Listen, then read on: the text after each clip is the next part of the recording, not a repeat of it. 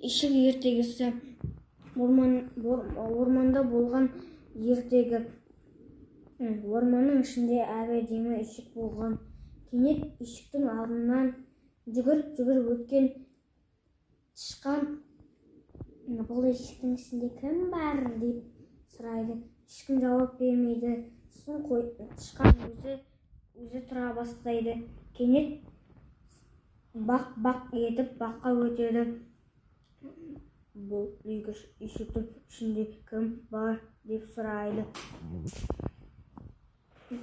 Бақ: мен тышқанмын, тырқылдауық тышқанмын деп. Ал сен кімсің деп. Мен бақылдауық бақамын деп. Сосын тышқан: кел бірге тұрайық деп. Екеуі тату дос болып бірге тұрады. Кенет қоян келеді. Секіріп ишікті көріп қалады. Ишіктің ішінде кім бар деп сұрайды. Мен тырқылдауық тышқанмын, мен бақылдауық бақамын. Ал сен кімсің деп сұрайды. Мен қорқақ қоянмын. Бақ айтады: кел бірге тұрайық деп. Үшеуі де ишіктің ішіне сияды. Сосын түлкі өтеді. Ишікті көріп қалған түлкі: бұл ишіктің ішінде кім бар деп сұрайды. Мен тырқылдауық тышқанмын, мен бақылдауық бақамын. Мен қорқақ қоянмын. Ал сен кімсің? Мен қу түлкімін. Кел бірге тұрайық деп. Төртеуі де бірге тұрады. Кенет қасқыр шығады. Бұл ишіктің ішінде кім бар деп сұрайды. Мен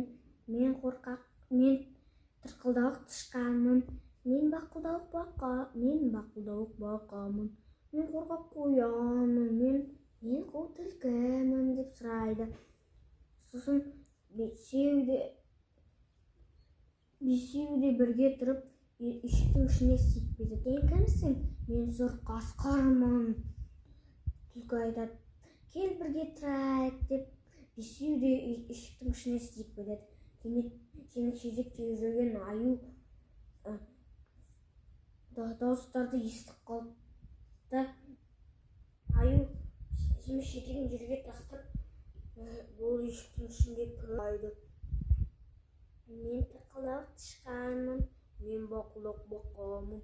Мен қорқақ қоянмын, мен қу түлкімін. Мен сұр қасқырмын. Ал сен кімсің деп. Мен Қорбанбай аюмын. Бәріміз бірге тұрайық деп сұрайды. Бірақ тышқан бүйтіп айтады: сен сыймайсың, сен кірмей-ақ қой, ишіктің ішіне сыймайсың деп. Аю деген ишіктің ішіне сыймай шатырына отырамын деп айтады.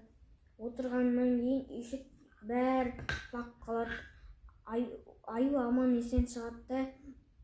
Бірақ достары оған жалынбайды. Оданша тышқан айтады: келін бәріміз бірге тұрайық деп. Бәрі тату дос болып ишікті қайтып бастап, үлкен ишік қылдырып бітеді.